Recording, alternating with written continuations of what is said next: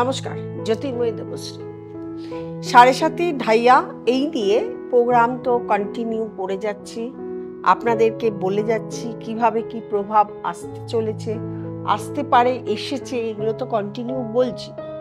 তাও আরেকবার আমি আপনাদের সামনে এবারে মীন রাশির সাড়ে সাথী নিয়ে আলোচনা করব, যেহেতু মীন রাশিতেই বসবে শনি এবং এই 2025 সালের মার্চ মাসের 29 তারিখ মীন রাশিতেই শনি ট্রানজিট করবে।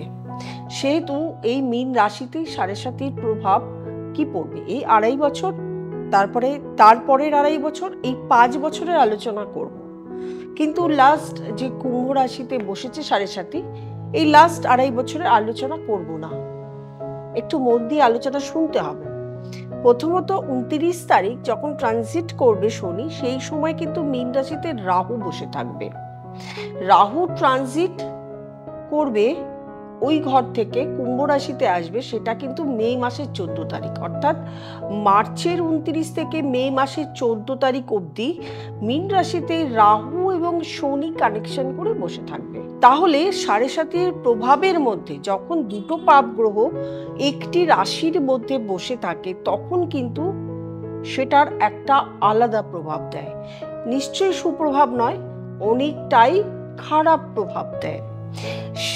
সেটা নিয়ে এই যে মানে 15-20 দিন বা 25 দিনের যে একটা ট্রানজিটের যে রাহু এবং শনি ওখানে বসে থাকবে, সেটা নিয়ে আমি নিশ্চয়ই আলাদা প্রোগ্রাম আপনাদের সামনে, মীন রাশিতে বসে থাকবে, তার ফলে মীন রাশির কী হবে বা অন্যান্য জাতক জাতিকার কী হবে, এটা নিয়ে আমি আলাদাভাবে প্রোগ্রাম আপনাদের সামনে অবশ্যই আনবো। এখন শুধু বলবো মীন রাশির সাড়ে সাথী রাশিতে ঢুকবে সাড়ে সাথী।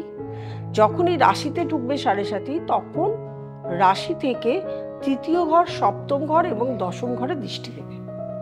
এমনিতেই সাড়ে সাথী চলাকালীন মীন রাশির জাতক জাতিকারা আপনারা কি প্রভাব পাচ্ছেন, একটু কমেন্ট বক্সে কার কার মীন রাশি এবং কি প্রভাব আপনারা এতদিন পেয়ে আসছেন একটু যদি জানান, তাহলে আমিও জানতে পারি যে আপনাদের কি প্রভাব আসতে চলেছে। আমি জানি কারোর ক্ষেত্রে খুবই খারাপ প্রভাব এসছে, কারোর ক্ষেত্রে সামান্য পড়েছে, কারোর ক্ষেত্রে মিডিয়াম পড়েছে, কিন্তু প্রভাব প্রত্যেকটা মীন রাশির জাতক জাতিকাদের প্রভাব পড়েছে। তো এই যে রাশিতে ঢুকবে, সেখান থেকে তৃতীয় ঘরে দৃষ্টি দেবে, মানে লোকেদের সম্পর্কগুলো লোকেদের সঙ্গে খারাপ হয়ে যাবে। এমনি রাশিতে শনি ঢুকলে দেখবেন সেখানে আপনি চরমভাবে মানুষের সঙ্গে খারাপ ব্যবহার করছেন। আপনি এমন একটা মানে উগ্রতা আপনার মধ্যে আসবে, আপনি তখন প্রত্যেকটা মানুষের সঙ্গে একটা ব্যবহারিক আপনার মধ্যে মানে সেটা প্রকাশ পাবে। তার সঙ্গে আপনার প্রকাশের সঙ্গেও আপনার ব্যবহারের জন্য আপনার সঙ্গে আপনার আত্মীয় স্বজন, আপনার বন্ধু বান্ধব, আপনার দাম্পত্য জীবন এবং আপনার কোনো প্রেমজ রিলেশন থাকলে সেই সম্পর্কগুলোর মধ্যে প্রবলেম আসা শুরু হবে। সপ্তম ঘর হচ্ছে কর্মের জায়গা এবং দাম্পত্য জীবন, দুটো জায়গাতেই কিন্তু আপনার প্রভাব আসা শুরু হবে। নিশ্চয়ই ভালো প্রভাব নয়। যদি ধরুন আপনার কোনো বিয়ে ঠিক হয়েছে, দেখবেন সেই বিয়েটা কেটে গেছে, নষ্ট হয়ে গেছে, সেই রিলেশনটা কেটে গেছে, আর সামনে আপনার বিয়ের চেষ্টা করছেন কিন্তু হচ্ছে না। তবে সাড়ে সাথীতে কখনোই কোনো ম্যারিড লাইফে প্রবেশ না করাই উচিত, কোনো বিয়ের বা কোনো যোগাযোগ এগুলো না করাই ভালো। দেখতে থাকতে পারেন সম্বন্ধ, কিন্তু কোনো বিয়ে সাড়ে সাথীর মধ্যে কমপ্লিট হলে দেখা গেছে বহু ক্ষেত্রে সেই সাড়ে সাথীর সম্পর্ক দীর্ঘদিন থাকে না, কোনো না কোনো সময় সেই সাড়ে সাথীর সম্পর্ক নষ্ট হয়ে যায়। মানে সাড়ে সাথীতে যে সম্পর্কগুলো হয়েছিল, সেই সম্পর্কগুলো ইন ফিউচারে নষ্ট হয়ে যায়। দশম ঘরে যখন দৃষ্টি দিচ্ছে, দশম ঘরের কি প্রভাব পড়বে? দশম ঘরে আপনার আয়ের জায়গায় প্রভাব পড়বে। কর্মস্থানে আপনি কর্ম করতে যাচ্ছেন, সেই স্থানে আপনার প্রভাব পড়বে। আপনি কর্ম করতে যাচ্ছেন, সেখানে আপনার দেখা যাবে শত্রুতা হচ্ছে এবং সেখানে আপনাকে হয় কাজ থেকে ছেড়ে চলে দিয়ে আসতে হবে, নাহলে কাজ থেকে আপনাকে ছাড়িয়ে দেবে, নাহলে আপনি একটা কাজ ছেড়েছেন আর একটা কাজের জয়েনই করতে পারছেন না। আপনার যে ক্ল্যারিটি, আপনার যে কোয়ালিটি, সেই অনুযায়ী আপনি কাজ পাচ্ছেন না। মীন রাশি থেকে দ্বিতীয় ঘরে মেষ রাশিতে যখন শনি যাবে, সেই শনি সেখানে থাকবে 2.5 বছর। এবার রাশির থেকে দ্বিতীয় ঘরে গিয়ে রাশির কোন কোন ঘরে দৃষ্টি দেবে? রাশির চতুর্থ ঘরে দৃষ্টি দেবে, অষ্টম ঘরে দৃষ্টি দেবে, 11 ঘরে 11th হাউসে দৃষ্টি দেবে। এই তিনটে দৃষ্টিতে কি কি প্রবলেম হবে? প্রথমে চতুর্থ ঘরে দৃষ্টি দেবে মানে আপনার বাস্তু এফেক্টেড হবে। বাস্তুতে সবসময় অশান্তি, প্রবলেম, অর্থনৈতিক রোগ ভোগ এগুলো লেগে থাকবে। আপনার নিজেরও শরীর খারাপ হবে, আপনার মায়ের শরীর খারাপ হবে, আপনার ব্লাড কানেকশনের যে কারণ মৃত্যুর সময় কষ্ট পেতে পারে, এবং তার সঙ্গে আপনার নিজের লাং এবং হার্ট এগুলো এফেক্টেড হতে পারে। আপনার নিজেরও শরীর খারাপ হতে পারে।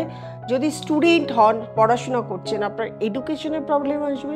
এইবারে অষ্টম ঘরে দৃষ্টি দেওয়া মানে আপনার শারীরিক প্রবলেম। অষ্টম ঘর আমাদের শরীরের অর্গ্যানগুলো, যেগুলো লিভার, কিডনি, পাকস্থলী, হজম ক্ষমতা, গ্যাস অম্বল, গ্যাস্ট্রাইটিস, অনেকের ক্ষেত্রে প্রেগনেন্সি হলে প্রবলেম হয়ে যায়, অনেকের ক্ষেত্রে সিস্ট, এই প্রবলেম আপনাদের আসতে পারে। এছাড়াও যাদের প্রবলেম রয়েছে, শরীর খারাপ রয়েছে, তাদের কিন্তু আরো বাড়াবাড়ি হতে পারে।